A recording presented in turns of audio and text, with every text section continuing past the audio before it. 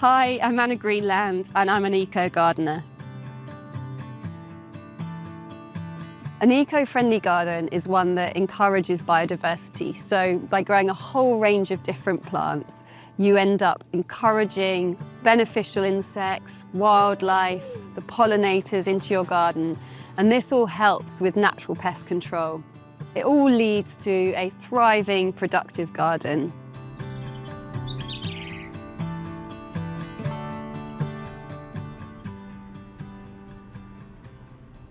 This is a bug hotel that my daughter's been working on, and it's full of all of these little nooks and crannies which are perfect for bees and beetles and butterflies to hide away in.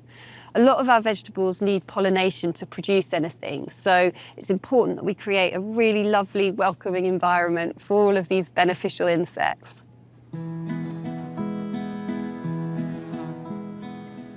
Plant choices also play a key part in attracting wildlife and beneficial insects into the garden, with diversity being the key.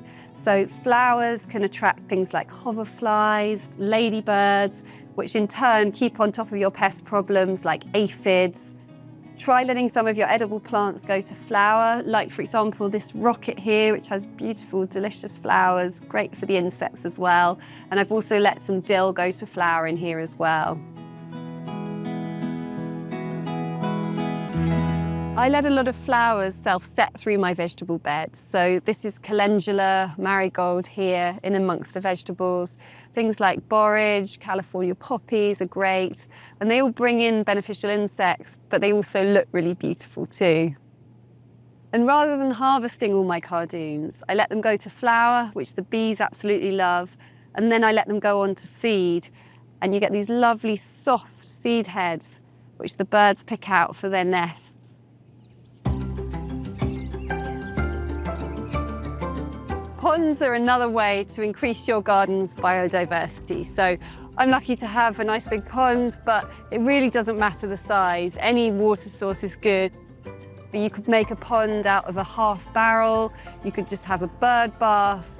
The key thing is that you have a water source that will attract things like birds, newts, toads, frogs, and they'll all help to keep on top of your pest problems.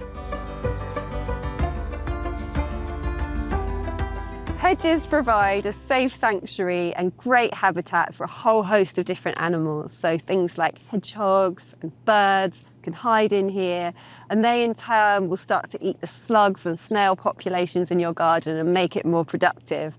So try planting a range of different native plants. That means you'll get lots of benefits of the berries and the nuts as well, and then they're there for the animals too.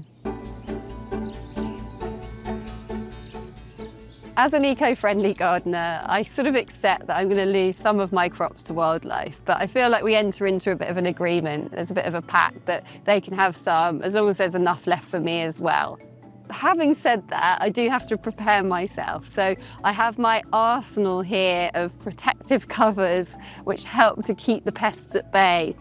I've got this butterfly netting, which is actually brilliant at keeping birds off as well. So this keeps the cabbage white butterflies away from any brassica crops. I've also got this EnviroMesh, which is a very fine mesh, still lets the air through, but this will protect crops from things like flea beetle, which can be a real problem on anything brassica related as well. And then I've got my trusty fleece. Similar thing, this will keep off the flea beetle and birds and just acts as a really light, useful cover as well. These are really simple to use. They're a protective barrier to drape over your crops as and when you need them. By working in collaboration with the natural world around you, you're getting a productive, healthy garden, but you're also doing your bit for the planet.